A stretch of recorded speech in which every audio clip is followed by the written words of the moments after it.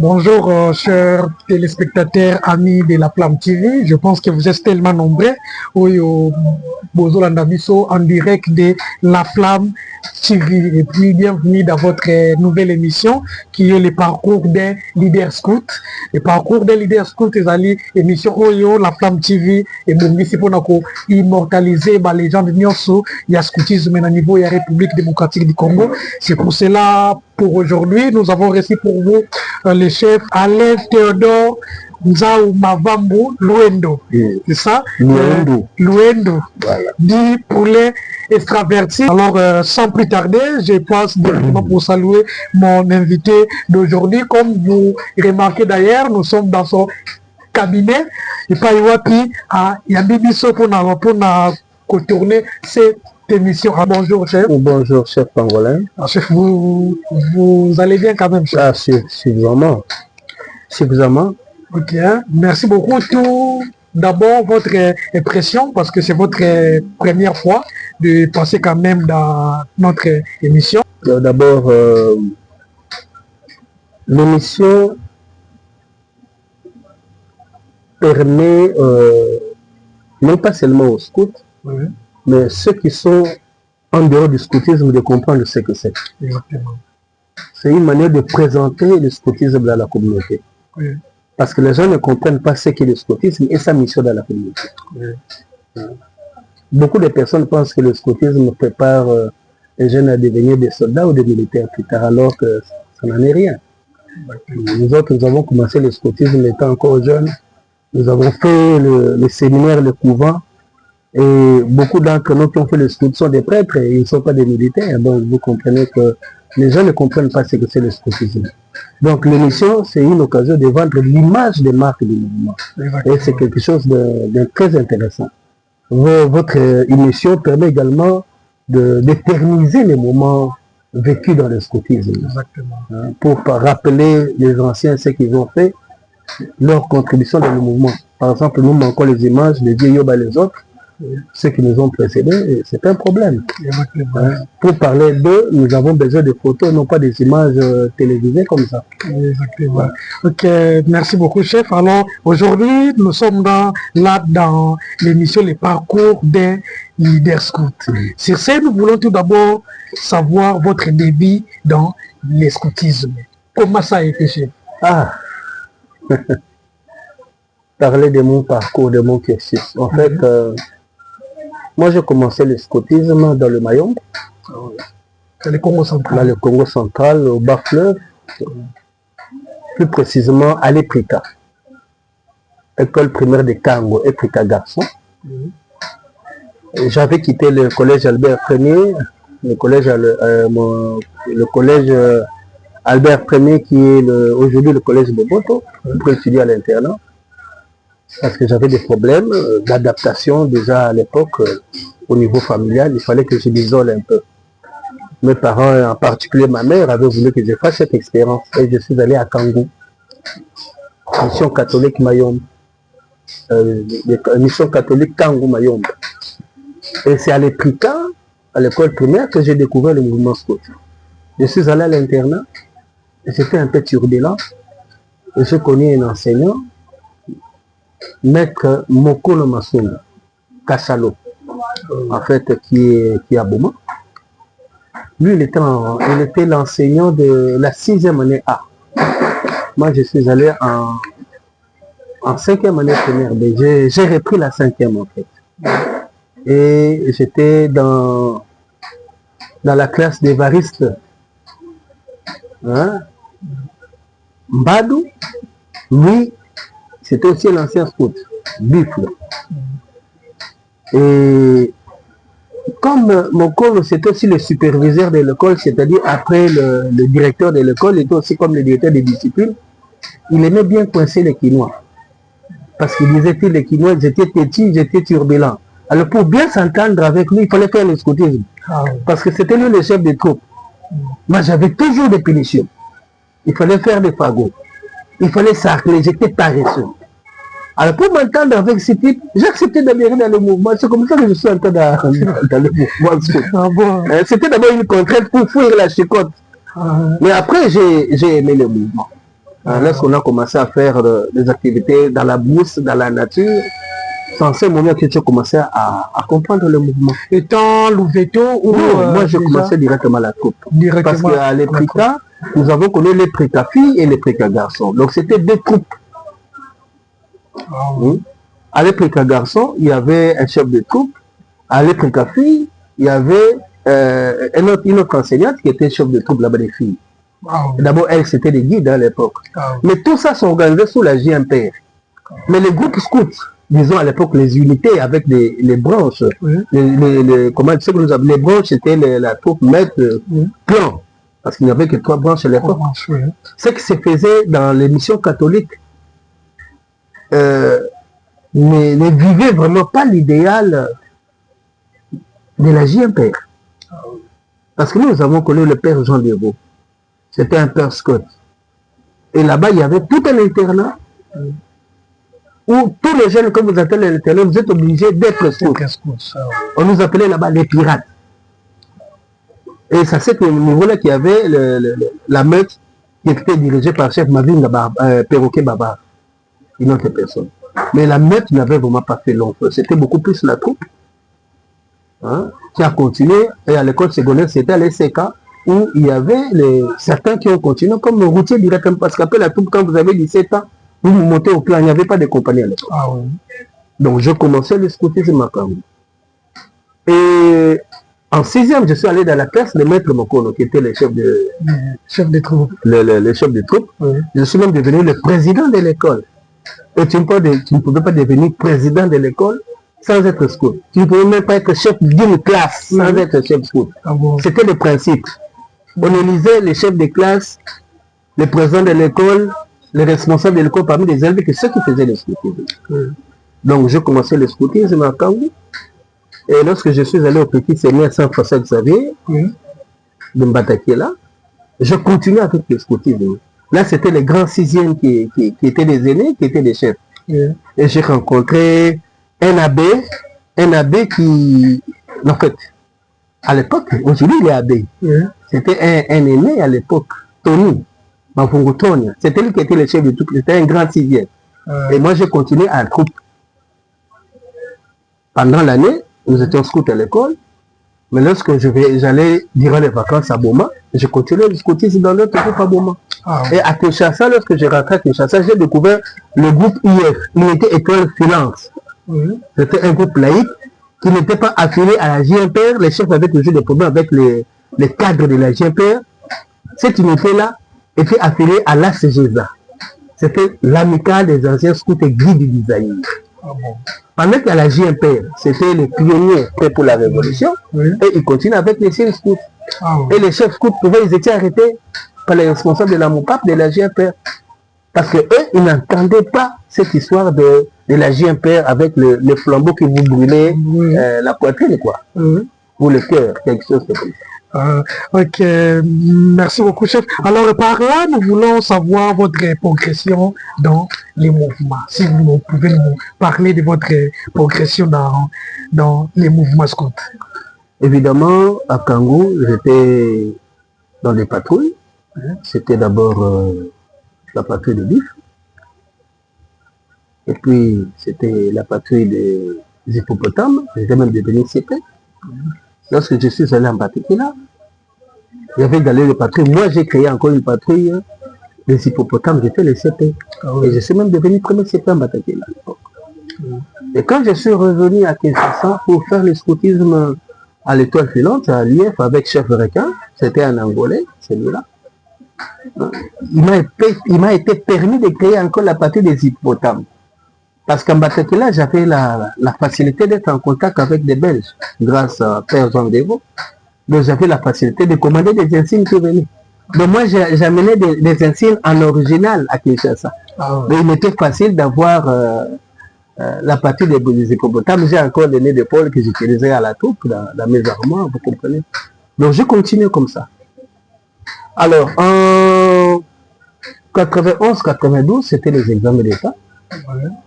J'ai évolué, j'ai quitté le séminaire en 5e. J'ai été renvoyé parce que c'était très dur. On ne s'attendait plus avec les recteurs parce qu'on nous a confié des responsabilités. et il y a eu des criminels qui sont venus à l'internat. Moi, j'ai réagi, tout ça. J'ai fait le battu dans la brousse avec les séminaristes. Le recteur était très fâché. Il a dit, mais tu vas faire tuer les jeunes. Nous avons confié les responsabilités et dans les responsabilités, il n'y a pas d'amitié. Moi, je suis capable de retrouver les traces des voleurs. Et la sinusite et tout ça, j'étais très nerveux, on m'a renvoyé. Il y avait plus il y avait des discordances avec les mecs. Mais j'ai continué au collège de Nicolas. Et là-bas, il n'y avait pas de groupe scout. J'ai monté un groupe scout. Donc, une unité scout à l'époque, en 6e. Parce qu'en Batekela, en 4e, j'étais assistant de troupe et je suis devenu chef de troupe. Hein, jusqu'en 5e. À Nicolas, en 6e, j'ai créé le groupe. En fait, à l'époque, on parlait de l'unité. J'ai créé. Et à Boma, j'ai continué avec le vieux de l'RCGSA. C'est là que j'ai commencé avec les clans. J'ai connu le chef Jean Sekemavungu, Kangou de Bouillard. C'est là que j'ai encore beaucoup plus appris sur le scoutisme. Maintenant, en tant que routier, je n'ai pas fait une cérémonie cérémoniaire, si vous voulez, de montée. Ça, il faut le comprendre. Comme à l'université, c'était difficile. Oui, en Batekela, il n'y avait pas cette possibilité-là. Mais en allant à l'internat, j'ai adhéré directement à un clan. Je suis devenu aspirant routier et j'étais formé par l'idée de l'RCGSA. Il y avait un clan à Boma, un grand clan. Alors, j'ai eu des contacts avec des Belges. Et il fallait même que je puisse effectuer un voyage. Or, les choses avaient déjà changé depuis 90. Il y avait la FESCO qui avait été créée. Moi, j'ai écrit des lettres en Europe à la Fédération catholique des Belges parce que j'avais des correspondants qui m'envoyaient des histoires. Et c'était qu'ils m'ont demandé à Kinshasa de chercher les structures du mouvement. Parce que moi, je le faisais à l'internat. Je suis arrivé à Kinshasa et c'est là où j'ai découvert le commissaire général Mbaki. Le siège de la Fédération des Scouts du Zaïre, c'était sur 63, avenue d'Ibois, quartier 1. Quartier 1, Topman.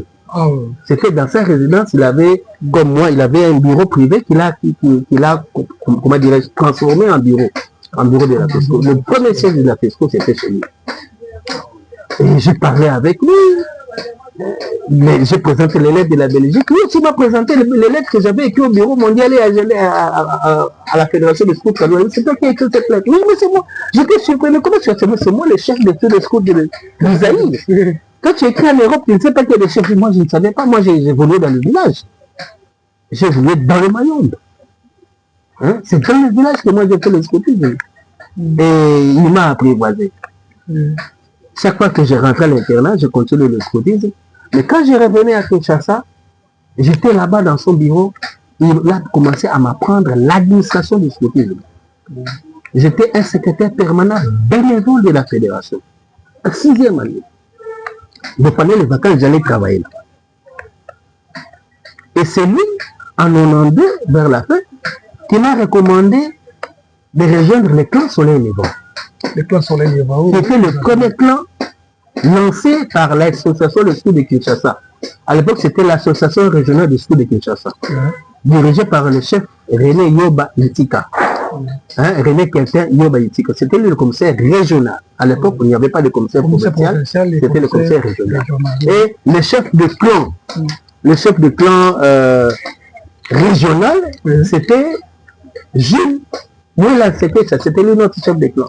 Donc, l'objectif du clan Soleil-Levant, c'était de lancer la méthode du clan. Parce que sous l'OESA, on ne faisait plus le scoutisme.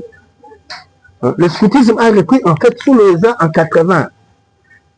Mais sous la GMP, il n'y avait pas le scoutisme. Le scoutisme a été supprimé en 72. Alors, l'ASK, qui a été créé le 19 janvier 1991, à l'issue de sa première conférence régionale, avait suggéré qu'on puisse relancer les activités scouts à tous les échelons. Et c'est comme ça que l'équipe a créé le clan Soleil-Levant et a confié le clan au chef régional au clan, qui était Lula Sekesh. C'est par une lettre du commissaire général que j'ai adhéré comme aspirant au clan. Or, le principe c'est que quand on était au clan, on devait commencer le cursus de formation. D'abord, même pour qu'on crée le camp, ils avaient d'abord commencé les sessions de formation, les camps écoles. Et pour pérenniser cette formation, on a créé les clans. Les clans devaient donner les clés à ceux qui faisaient le clan pour lancer les clans des districts et redynamiser les clans des groupes. C'était ça la vision. Et moi, je suis parmi les premiers compagnons. Je crois la troisième promotion du plan Soleil Levant, formée par le chef Jules Mouila. Nous tous, nous avons fait. Dans les clans Soleil Levant, c'était le clan directement des... C'était un clan régional. C'était un gros clan qui était attaché à l'équipe régionale. Et ceux qui sortaient du clan devaient créer des clans de districts. C'est comme ça que plus tard, devenu comme ça des districts, je vais créer le clan de district, qui était le clan Arc-en-Ciel. Par décision du comité de district. J'ai créé le clan de district en 96, entre 96 et 97. La décision existe. Tu vois? Oui, je comprends. Donc, et à partir de là, en 94-95, j'ai fait la session de formation. Une année après, j'ai fait le camp école. C'est comme ça qu'en décembre 96, je serai élu commissaire des districts en remplacement de Massamba, Vautour, qui avait pratiquement démissionné et qui avait abandonné les districts. Je suis devenu le commissaire des districts Est, le deuxième, et j'ai restructuré le district. Voilà. On va arriver là dans votre responsabilité assignée. Alors, chef, par là, nous voulons quand même savoir votre petit témoignage à propos des camps vécus dans les scoutismes. Si vous avez quand même l'idée de souvenirs des camps vécus comme activité. Et puis on parlera maintenant aussi de votre exercice de formation. Merci beaucoup. Mes premiers camps scouts, je les ai vécus à Congo. Avec la troupe de l'Éprika garçons. Mon premier camp scout, c'était en Sioni, la cité de Sioni. Là, c'est quelle année déjà? C'était en 84, hein? Mon premier camp. Je crois que c'est... Moi, j'ai adhéré au mouvement en octobre. Je crois 2 ou 3 mois après, nous avons fait les premières sorties. Et puis le camp, c'était en Sioni. Et puis en Sioni, nous sommes allés à... Je crois à Vungu, comme ça, je commence à oublier le nom des villages. Hein? C'est là où j'ai appris à nager pour la première fois. C'était dans une des rivières, là, hein, dans le Mayombe. Donc, j'ai fait 3 ou 4 camps à Kangou. Et puis en Batekela, j'ai fait des camps scouts à Kinkola. Kinkola, ce sont des verges, hein, des vergers plutôt de Batekela. Ce sont des collines. Batekela, c'est une colline entourée d'autres collines dans une forêt. Mais pour faire des camps, c'était facile. Il suffisait d'aller d'une colline à une autre, vous étiez en brousse. Vous étiez chez vous en brousse. Et les camps, c'était facile. Bon, chef, juste une petite parenthèse. Quel conseil donnerez-vous au groupe qui campent maintenant dans des salles de classe, dans les cités? Vous avez demandé que je parle d'abord de mon expérience. Oui, mais j'ai vécu des camps avant d'y arriver. J'ai vécu des camps en brousse. Moi, je n'ai pas fait l'expérience des camps dans des salles de classe. Moi, j'ai vécu du vrai scoutisme, le scoutisme holistique, où vous apprenez à dresser des tentes ou à construire des huttes. J'ai appris à sarcler, à dépêcher avec des machettes. J'ai fait de la tyrolienne en brousse. Avec le groupe Étoile Filante de Kassavou, nous allions camper dans la nature. Nous sommes allés au poste Yanda, poste 24. Non, il y a la concession des canadiens à Koulungongo. À l'époque, mon petit frère était louveteau. J'ai amené mon petit frère louveteau. Hein, dans un groupe, je crois que c'était le groupe C'est quoi Résurrection. Il y a eu une noyade. Le Baguera, hein, s'était noyé parce qu'il avait suivi un jeune, un louveteau qui s'était noyé. Il a suivi le jeune dans la rivière, lui-même s'est noyé. Et chez nous à la maison, lorsque la nouvelle est arrivée à Kinshasa, on croyait que c'est le grand frère, le petit frère. Donc moi et mon petit frère, hein, nous avons perdu la vie dans l'eau. Et avec le groupe Étoile Filante, moi je suis allé en Angola à pied. Ah bon? Vous comprenez? Donc, à partir de... C'est quel coin là? Avant d'aller vers Louosi, c'est... J'oublie encore la ville. Avant d'arriver à Kolongon. De là, nous avons pris une direction. Nous sommes allés en Angola à pied. J'avais 16 ans. Nous avons campé en brousse avec la troupe épidémique filante. Chef Canard, qui était le premier commissaire des districts de Kin Centre, était le chef de clan dans le groupe Étoile Filante. Nous avons tous campé, la troupe et le clan. En brousse, nous sommes allés en Angola. J'ai oublié la localité. C'est là où j'ai appris à manger les foufous chauds, en pleine nature. Vous comprenez? Donc, moi, les camps que j'ai fait, je les ai faits en brousse. Parce que l'expérience du scoutisme, c'est pendant les camps. Baden-Powell a dit, le camp scout, disons la nature, c'est un temple, parce que vous apprenez à découvrir le merveille de Dieu, la grandeur de Dieu. C'est un terrain de jeu, parce que c'est un espace où les jeunes apprennent. Mais la nature, c'est aussi un laboratoire où les jeunes font des expériences. Donc celui qui n'a jamais campé, n'a jamais goûté au goût du scoutisme. Donc, ceux qui campent dans des salles de classe ne connaissent pas le vrai goût du camp, la vraie vie du camp. C'est ça le problème avec les chasseurs. Je crois que j'ai répondu à la préoccupation. Ok, merci beaucoup, chef. Maintenant, nous voulons savoir, à ce qui concerne votre cursus de formation, du cas école, parce qu'aujourd'hui, nous voyons déjà, vous êtes formateur de la FESCO. Alors, est-ce que, chef, vous pouvez nous parler de votre cursus de formation? D'abord, je vais rectifier. Je ne suis pas formateur de la FESCO. Je suis un formateur du scoutisme mondial accrédité pour la FESCO. Ok, merci beaucoup. Parce que le programme de formation, c'est le programme de formation au niveau international, avec le schéma traditionnel de formation. Les insignes que nous recevons, ce sont des insignes Gilwell. Donc le cursus de formation est d'abord international. Il n'appartient pas à la FESCO. Il appartient au scoutisme mondial. Mais nous avons une politique nationale adaptée suivant les directives du scoutisme mondial. On nous forme comme formateurs. Nous sommes accrédités pour notre organisation scout nationale. Nous pouvons aller travailler dans d'autres structures. Aujourd'hui, je suis formateur. Je vis en RDC. Mais je suis en train de suivre des formateurs 4 bichettes et 3 bichettes qui sont dans d'autres pays. Avec la technologie WhatsApp, je parraine des formations.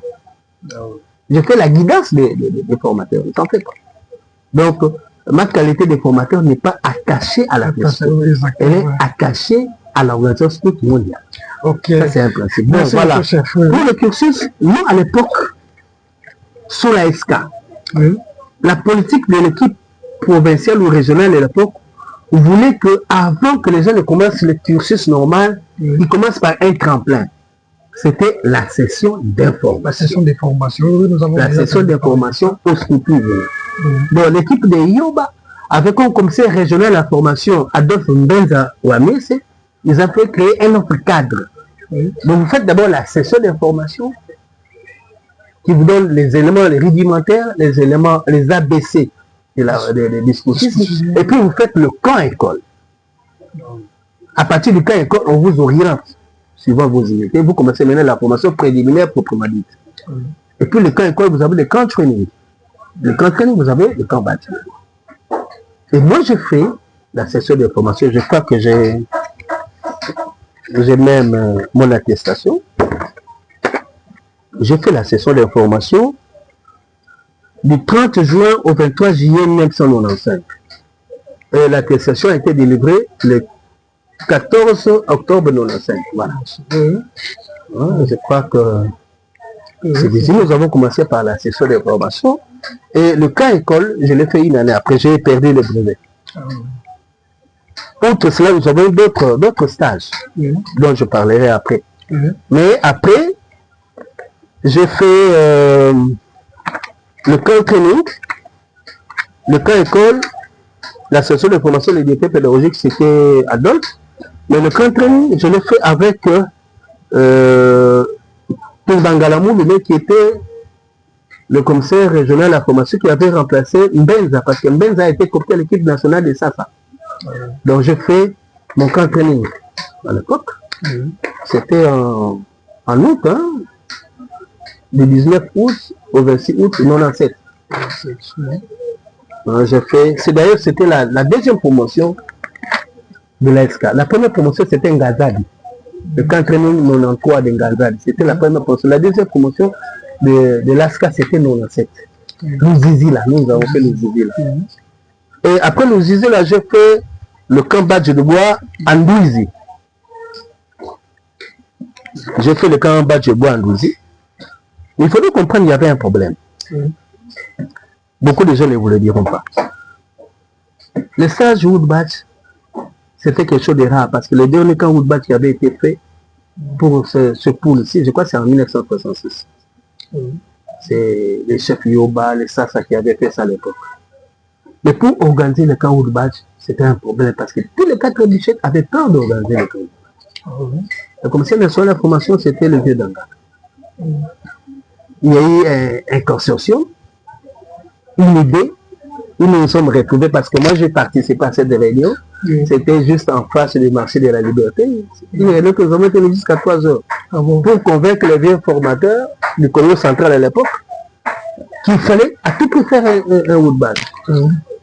Mais pour faire ce Wood Badge, il fallait aussi anticiper un stage pour formateur adjoint qu'on devait sanctionner après parce que c'était un stage rare.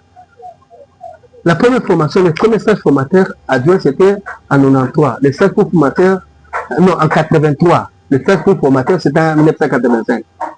Allez-y, il n'y avait plus de stage. Mais il fallait un stage. Il fallait un stage pour formateur adjoint et un stage Badge de Bois. Sous ça. À cette réunion, il y avait le vieux Yoba, le vieux Dangala, il y avait Ibou et moi. Est-ce qu'on pourra profiter pendant que le commissaire général, ça c'est là qu'on ait l'occasion de faire toutes ces formations. Et ils ont dû convaincre le vieux Edmond Robinson Sapp qui a programmé cette formation. Pour le Wood Badge, il était convenu qu'il était facile de l'organiser parce que Yoba qui avait fait cette expérience de Wood Badge, lui-même, il a fait le ITT. À l'époque, avant le stage pour formateur adjoint, c'était la formation des équipes de formation, le ITT. C'était International Training Teams. C'était la formation de l'équipe de formation. Ils pouvaient faire ça, mais les autres formateurs qui n'avaient pas fait le Wood Badge, qui n'ont pas fait cette période, quoique 4 bichets avaient du mal pour organiser cette organisation. Alors pour le formateur adjoint, tout le monde avait peur pour organiser le stage pour formateur adjoint. Ils ont demandé à Sen, à Blaise Sen, qui était le directeur régional de la formation, de pouvoir le faire. Et Sen a accepté. Et c'était un problème de date. Sen a dit ce qui suit. Vous avez été formé par moi. Vous êtes des formateurs, vous avez du mal pour le faire. J'accepte de le faire, mais ce sera la première et la dernière fois. Et vous allez le faire après moi. Vous allez voir comment vous serez dans l'équipe. Mais préparez les dossiers. Moi, je vais diriger, mais vous serez parmi les instructeurs durant ces stages pour formateurs. Donc, vous allez décaler les stages. Vous faites d'abord les stages pour formateurs, et votre stage Wood Badge, vous allez le faire après, parce que moi, je dois aller en vacances. Donc, on va commencer par les stages pour formateurs adjoints et puis le Wood Badge après. Mais la condition qui allait faire les stages pour formateurs, qui allait faire les stages Wood Badge. D'abord, tous ceux qui avaient fait le plan training, qui avait un brevet training, du moins, a été admis à faire le Wood Badge. Mais pour faire le formateur adjoint, parce qu'il n'y avait pas assez de Wood Badge, il n'y avait que 2 ou 3, base alumni ou un autre, c'était beaucoup plus les candidats du nouveau training qui étaient admis à l'époque pour la première fois, à cette époque pour ça, de faire le formateur adjoint. Mais la condition, il faudrait être administrateur du mouvement.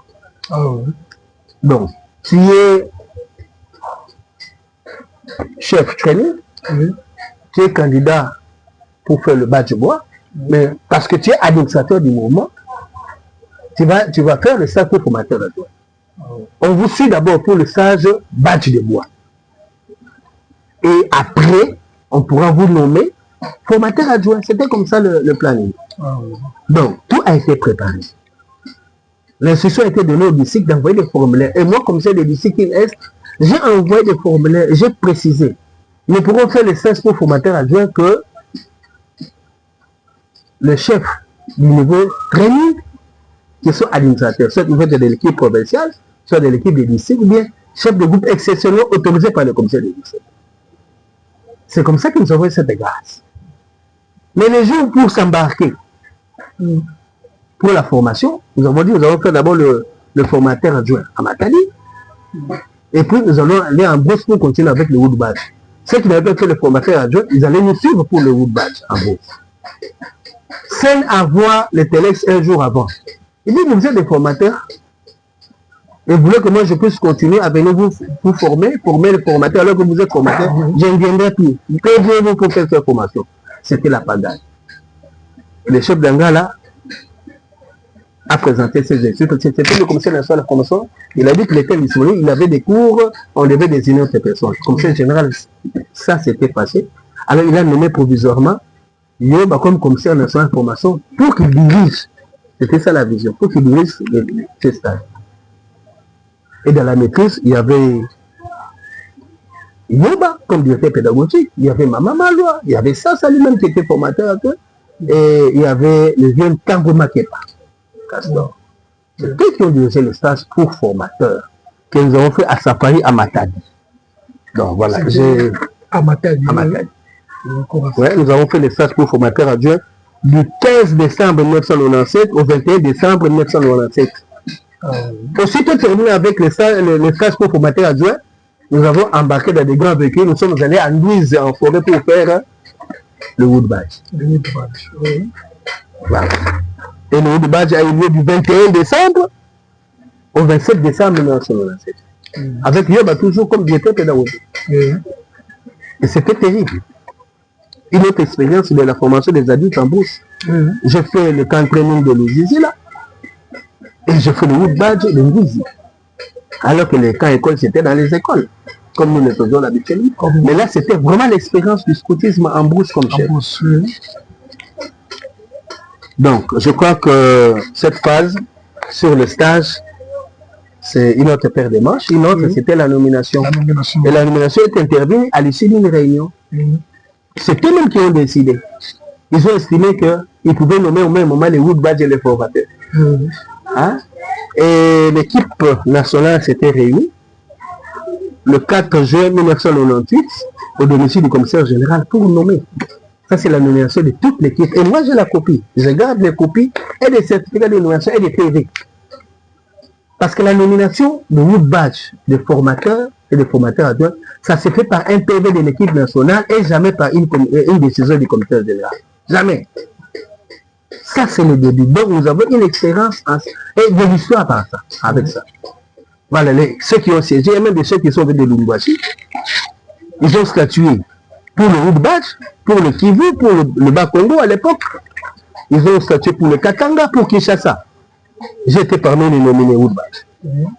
Et pour le formateur adjoint, il y a le Congo central, il y a le Katanga, il y a Kinshasa. Il n'y avait que 3 personnes qui ont été nommées. Je suis formateur adjoint, nommé. Et il y a le Katanga pour le formateur et le Katanga, il y a des régulations et Kinshasa. Et il y a des observations. Donc c'était, le rapporteur c'était Jean-Barthélemy Tshisoukou Kachama. Voilà. Donc moi j'ai suivi régulièrement les formations, c'était pas par des sentiments. J'ai suivi les cursus, j'ai été suivi sur terrain et j'ai été nommé. Donc j'ai reçu, ça c'est mon brevet clinique. De Yoba, quoique délivré en retard, mais il y a un brevet training qui se faisait suivre par un brevet de chef. Donc Yoba, il vous délivrait le brevet de training et il vous investissait directement chef. Donc quand vous faites le calcul, vous avez des documents. Et j'ai mon brevet de badge, moi j'ai fait le plan. Et j'ai aussi les certificats de nomination comme formateur adjoint. Je crois que les deux portent la même date. C'était une première expérience de la Fédération des schools du Zaïre. Le brevet et le certificat a été signé le 6 juin 1998, donc 4 jours, je crois 2 jours après. Et nous avons déjà directement été mis sur le feu de la formation. Nous avons été obligés d'animer des stages de formation, de diriger. Ma première formation que j'ai dirigée, c'est à Kisantou, un cas école, et une session de formation. C'était terrible, nous avons fait ça avec la BESAS et les autres. C'était difficile, mais c'était une très belle expérience. Et nous avons continué. Le stage pour formateur, je l'ai fait en août 2000. En août 2000, oui. Et j'ai présenté un travail d'innovation, de conception, où je proposais le cursus de formation des administrateurs, parce que ça n'existait pas. Aujourd'hui, si on parle des cursus des administrateurs, c'est moi qui l'ai conçu. C'est l'objet de mon travail. L'impact et les cursus de formation des administrateurs à la PSP. Donc j'ai conçu tous les systèmes de formation, le contenu possible, la philosophie, les mises en œuvre des activités. Et à l'issue de cela, j'ai été nommé le 11 janvier 2003. Voilà. L'équipe qui a siégé, parce que j'ai été entendu en ligne, tout ça, il fallait quand même qu'on vous entende.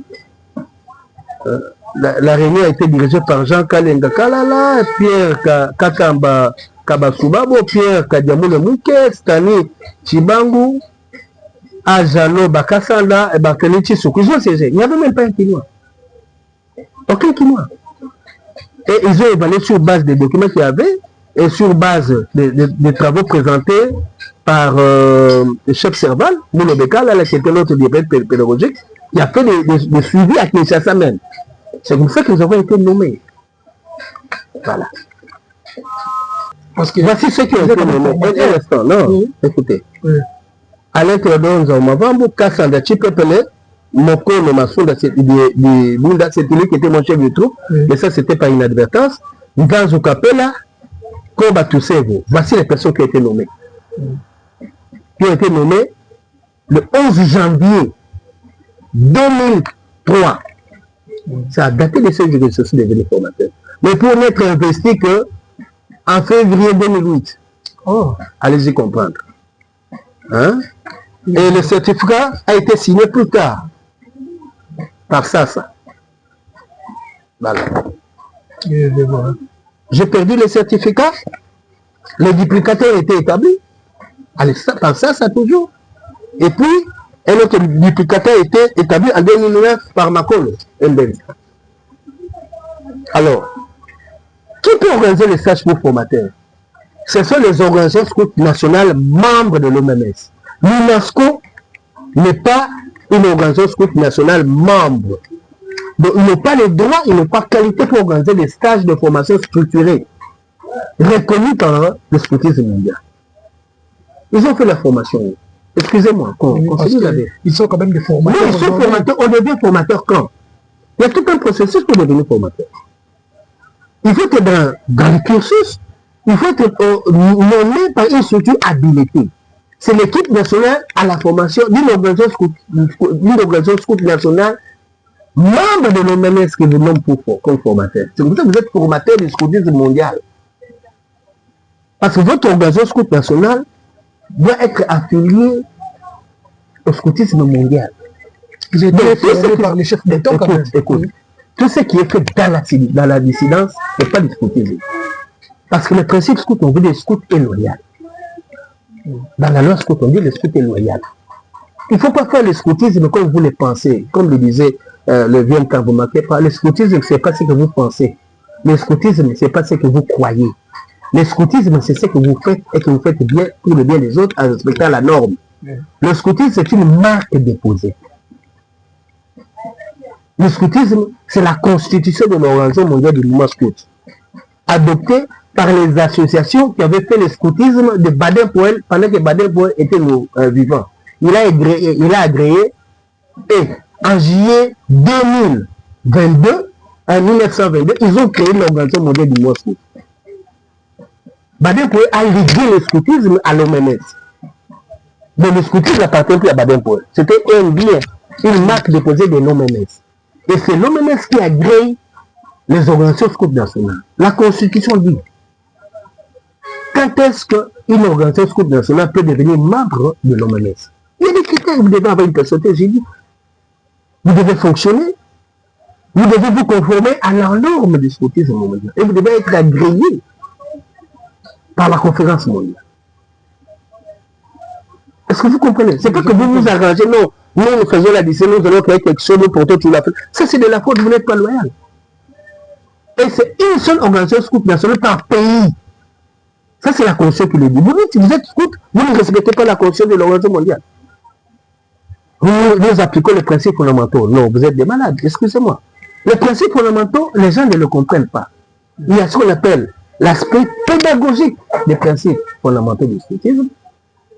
Quand vous apprenez la définition, le but, le but et les principes du scoutisme, et on apprend ça aux chefs qui font le cursus de formation des chefs d'unité, c'est pour appliquer la pédagogie scout.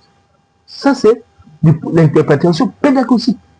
Il y a aussi ce qu'on appelle les principes fondamentaux du mouvement qui sont institutionnels. C'est le socle le beaucoup.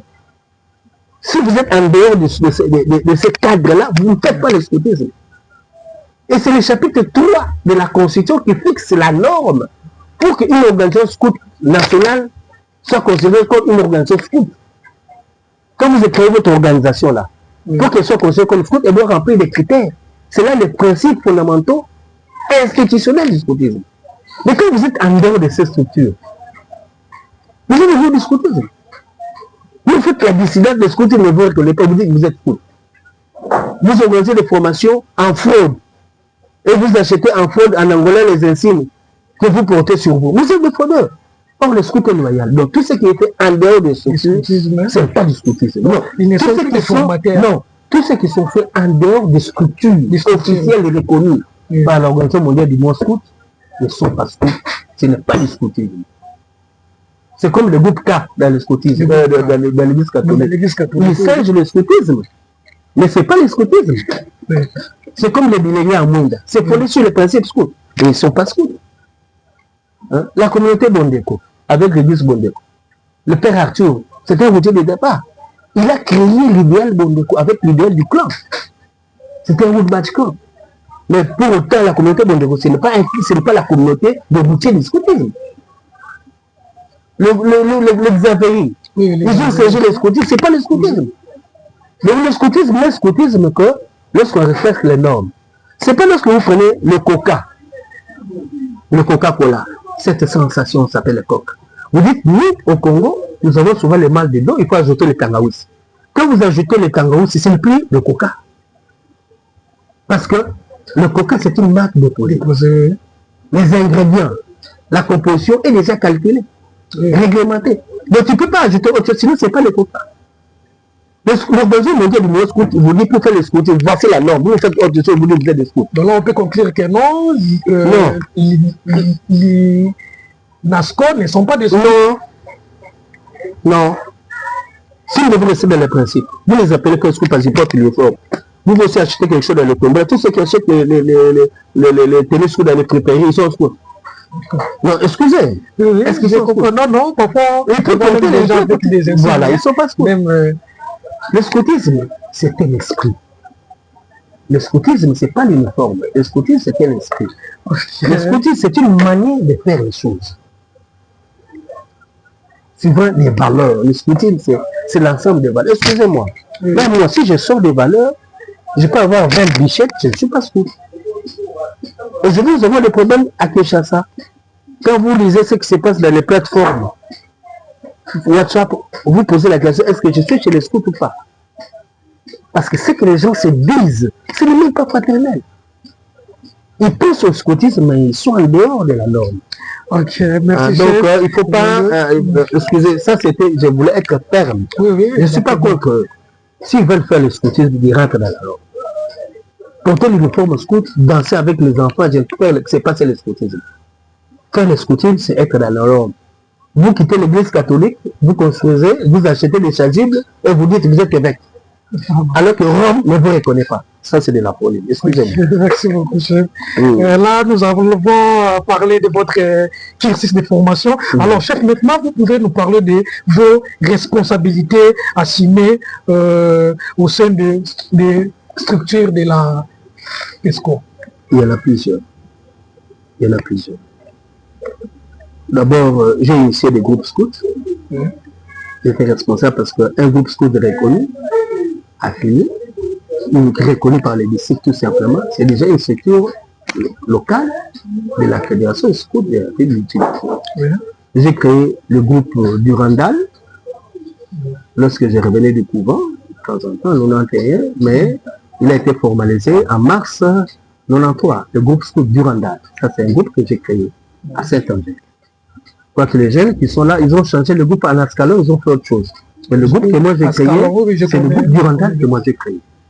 Et quand le groupe a été créé, ils n'étaient même pas encore nés. Allez-y comprendre. J'ai créé, avec d'autres chefs, le groupe Roger Dango à Saint-Jacques. Avec le chef Animas Galengay, qui est rentré à Lubumbashi, nous avons créé le groupe Semar, qui malheureusement n'existait pas. Il n'existait plus. Tous ceux qui étaient là ont quitté pour réseau d'études. Beaucoup sont dans l'armée, beaucoup sont des avocats. Ce sont des grandes personnes. Ils ont quitté Kingassan, ils ont quitté la paroisse, ils ont du mal à revenir pour relancer les scoutisme. Parce qu'ils se sont mariés, c'est ça le problème. Il n'y a pas un problème de continuité, il y a un problème de continuité. Donc, je suis parmi les fondateurs du groupe Saint-Marc. Parce que j'ai même le foulard de Saint-Marc qui existait en 97. Saint-Marc, c'est à qui? Saint-Marc de Kingassan Yasuka. Le groupe La Fraternité, Saint-Kibuka. Je suis parmi ceux qui ont créé le groupe en 97. J'ai même des documents de preuves matérielles. Avec d'autres jeunes qui sont partis. J'ai lancé le groupe, j'ai créé le groupe. Il y a des jeunes qui sont morts. Il y a un requin qui était avec nous à l'époque, le nom de mes vœux, ils étaient vraiment très jeunes. Comme adultes, ils sont des adultes qui ont lancé le groupe avec Amémas. 5 groupes.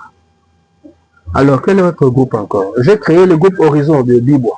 Horizon de Bibois, oui, j'ai un groupe. Et puis, le groupe Horizon, à un moment, puisqu'il y a les succursales qui se sont autonomisées en paroisse, il y a le groupe Oasis qui est né du groupe Horizon, à BAT.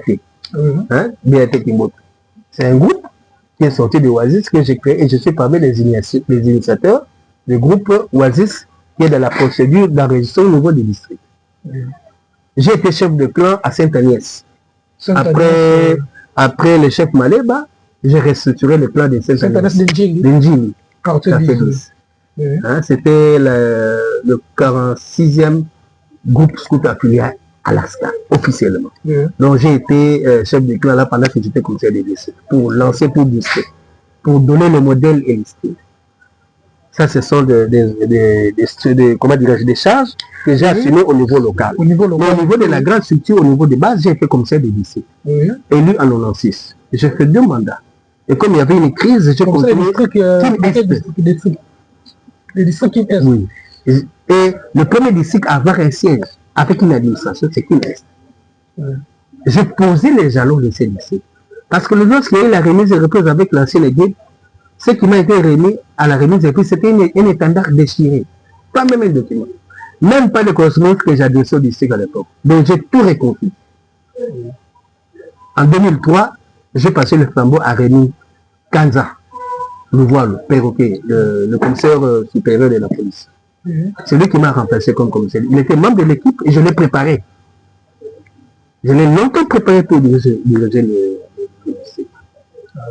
Et lorsqu'on a organisé la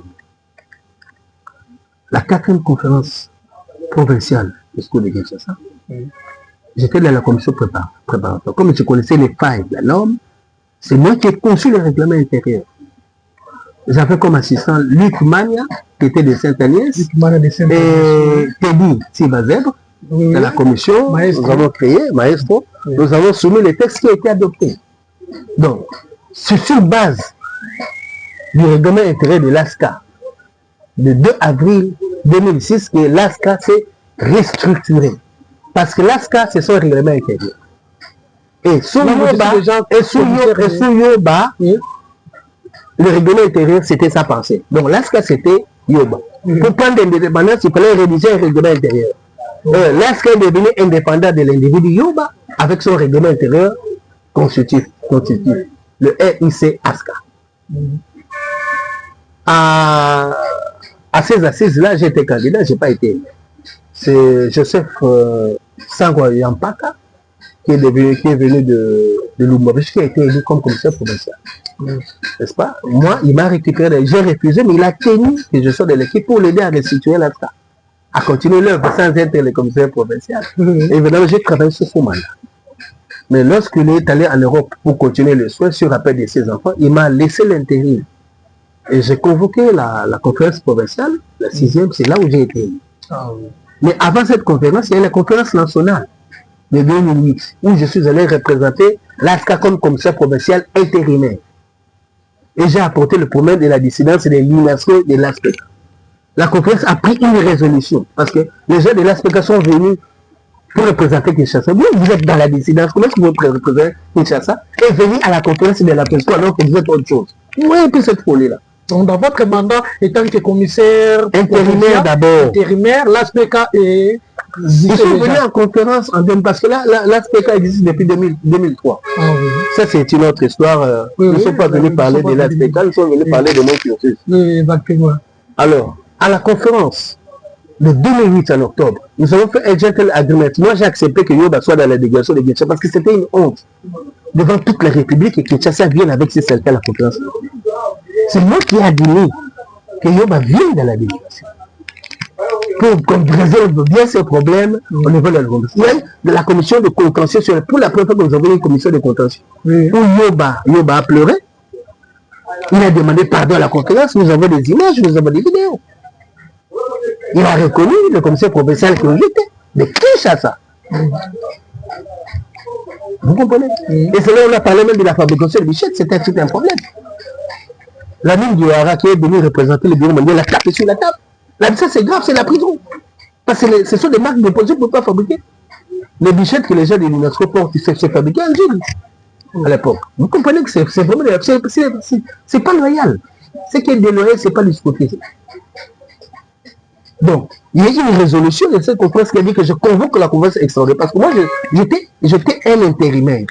Il fallait restructurer le... Parce que, comment dirais-je, Coq Fier, Sango Yampaka, qui m'avait laissé l'intérim, était également fait mandat. Donc, j'ai organisé une conférence qui m'a régulièrement élu. Hein, en 2009. Je fais régulièrement un mandat de 3 ans. Et j'ai convoqué une autre conférence dans les délais. Parce que la conférence était tenue en février. J'ai convoqué une conférence pour qu'elle se tienne en février. En 2012. J'ai été réélu. Avec une vision.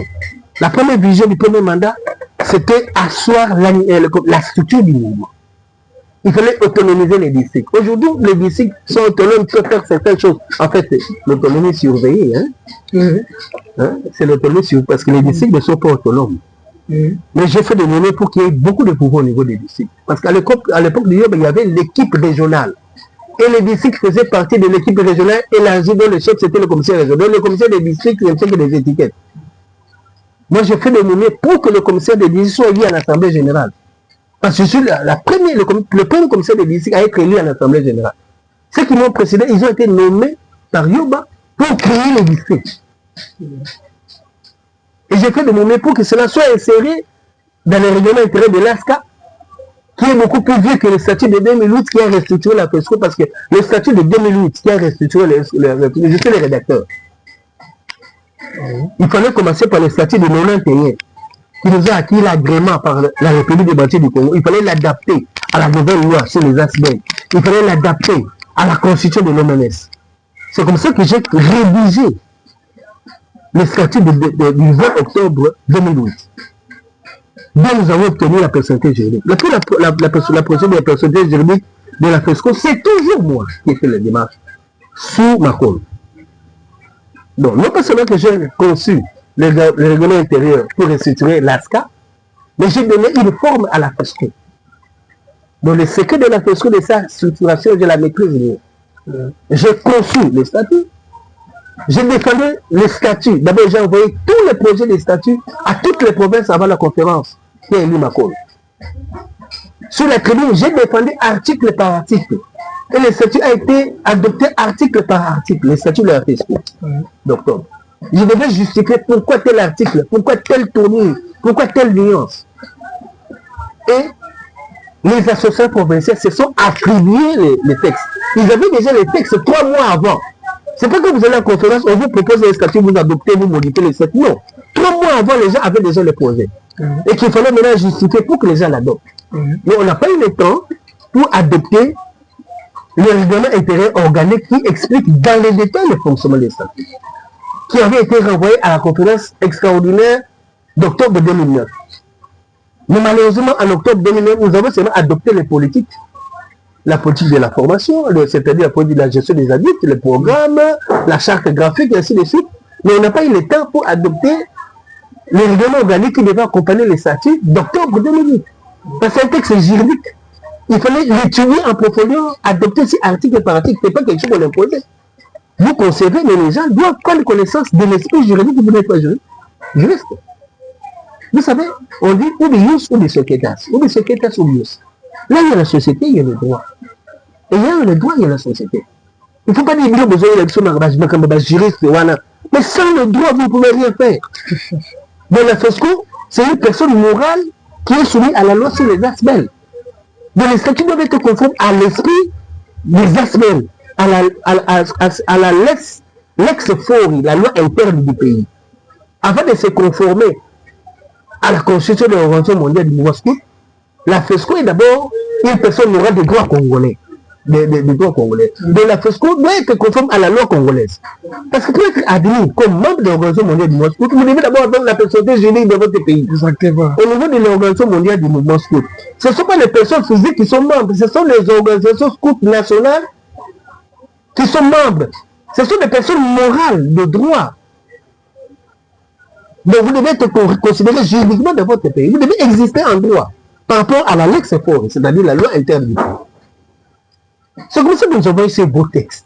Et pour la perspective juridique, j'étais encore au four et au moulin.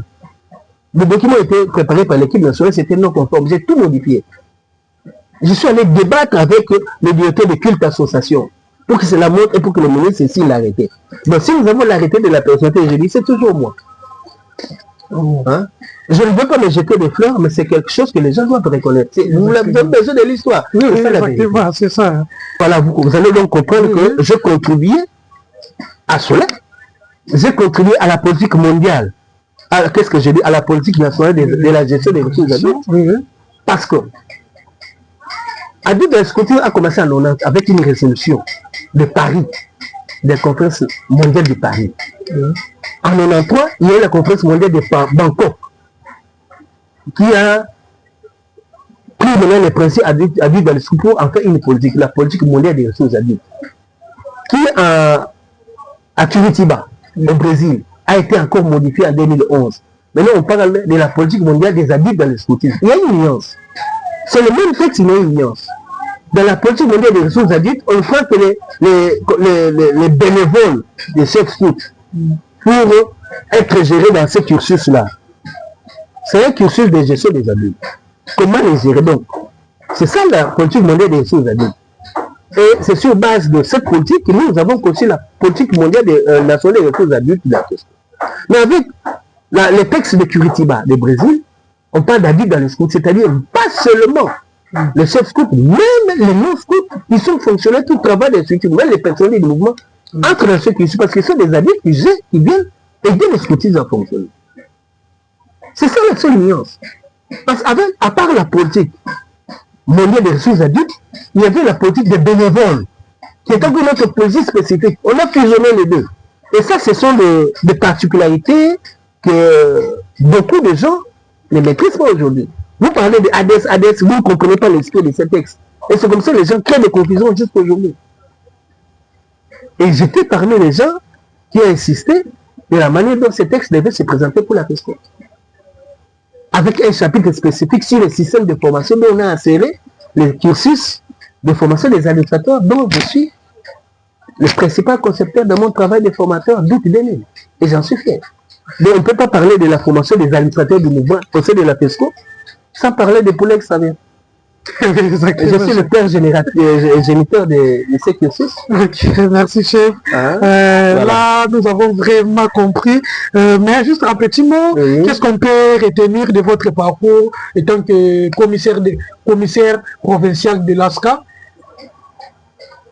D'une manière générale, qu'est-ce qu'on peut retenir étant que commissaire provincial? La structure de l'ASCA aujourd'hui, c'est la pensée d'une personne. Et les gens doivent être reconnaissants. C'est que l'ASCA aujourd'hui, l'ASCA n'est ce qu'elle est aujourd'hui qu'à partir d'avril 2006, à partir du règlement de l'ASCA. Aujourd'hui, si on parle de l'AFCA et des disciples, c'est l'œuvre, la pensée d'une personne, la volonté d'une personne de changer les choses, de faire quelque chose de concret, de réel. Nous avons voulu servir. Le premier mandat, c'était pour asseoir les structures de la question. Mon deuxième mandat, malheureusement, que je n'ai pas achevé parce qu'il y a eu un coup d'État qui ne s'est fait pas chez les scouts. C'est triste, malheureusement. On a créé des histoires sur ma personne pour faire un coup d'État, on convoque une conférence sans que je le sache. Et ça, c'est triste et c'est pas ce. Mon deuxième mandat, c'était maintenant asseoir l'animation du mouvement. Si, durant le premier mandat, c'était 70% de la structure du mouvement, de la structuration, avec 30% d'animation, c'est comme ça que vous avez le camp training de Anka, vous avez le camp training de Mbezale, vous avez le camp training de Gama. Le deuxième mandat, c'était asseoir l'animation, aider les gens à comprendre le scoutisme. Pas le scoutisme de Facebook qu'on fait aujourd'hui, le scoutisme de WhatsApp, avec l'infographie de belles images. C'est pas ça le scoutisme. Le scoutisme holistique, c'est sur le terrain. Donc, pour mon deuxième mandat, j'allais concevoir et mettre en circulation l'infrastructure, les manuels pour permettre aux chefs de l'échelon local d'animer réellement le scoutisme suivant les besoins des tranches d'âge. Vous pouvez avoir 20 bichettes, mais si vous ne comprenez pas votre unité, si vous n'avez pas le support que les districts vous donnent pour l'animation, vous êtes nuls. Mais je n'ai pas terminé mon mandat parce que les gens enviaient le poste de commissaire provincial, parce qu'ils enviaient le prestige de la fonction de commissaire provincial en chef, sans comprendre la responsabilité de la teneur. Le commissaire provincial en chef, ce n'était pas le foulard bleu comme je le mettais avec mes lunettes, et c'était toute une vision. Il faudrait être porteur d'une vision. Le commissaire honoraire doit toujours être consulté. C'est pourquoi ils sont commissaires honoraires. Mais attention, il y a une différence entre commissaire honoraire et ancien commissaire. L'ancien commissaire, c'est lui qui a exercé les fonctions de commissaire, il a terminé, il a démissionné, il a terminé un mandat qui n'a pas été concluant. Il est comme ancien commissaire. Après ça, on ne l'appelle pas commissaire. Mais un commissaire honoraire, c'est celui qui a terminé son mandat, il a reçu quitus. On lui dit merci, et on lui dit tu gardes les titres. C'est-à-dire quand vous le voyez, vous continuez à appeler commissaire provincial. Il est honoraire, pas en fonction. Il reste commissaire, il garde, c'est-à-dire que le titre lui colle maintenant à la peau. C'est une manière de le remercier. Mais cela veut dire quand il y a un problème, on se réfère toujours à lui. Est-ce que les gens le comprennent? Il ne suffit pas de m'inviter dans les cérémonies ouverture des Nel Scout, vous me mettez là au podium. Je n'en ai pas besoin, moi. Parce que j'ai besoin de venir avec mes jeunes aussi. Je porte le volet de mon groupe, comme je l'ai fait à Kiel-Est. Je suis chef de compagnie à l'échelon local, ne vous en faites pas, en dépit de mes bichettes. Mais le problème, mon honorariat, c'est lorsque vous avez des problèmes, vous voulez prendre des décisions, des principes, des présidents. Vous avez besoin de moi. Dites, chef, nous avons besoin de nous, devons décider sur tel. Qu'est-ce que vous en pensez, vous qui avez dit là? Là, je suis important. Je me sens honoré parce que je vais donner mon avis pour vous conseiller. Vous comprenez la différence entre ancien commissaire honoraire? Okay, merci beaucoup, chef. Nous sommes arrivés à la fin de notre émission. Chef, votre dernier mot, ainsi que si vous avez aussi quelques salutations. Et puis pour conclure notre émission d'aujourd'hui. Voici ce que j'ai appris du scoutisme, étant devenu adulte et responsable. Qu'en espérez-vous? Honneur ou récompense? Et je réponds, oui, honneur de servir et la récompense de servir encore. Mon dernier mot, c'est que je suis toujours disponible pour servir, mais dans la norme, dans le respect des principes. Là, je sais. La salutation, tout le monde a la salutation. Je salue tout le monde. Ok, merci beaucoup. Nous sommes arrivés à la fin de notre émission, les parcours d'un leader. Je rappelle que nous avons reçu pour vous le chef Alain Théodore Nzaou Mavambu Luendo. On va ajouter le Kifoum. Du poulet extraverti. Donc, en tout cas, merci beaucoup. Je pense que ça n'est fini pour aujourd'hui. On se revoit à la prochaine numéro. Merci. Bye.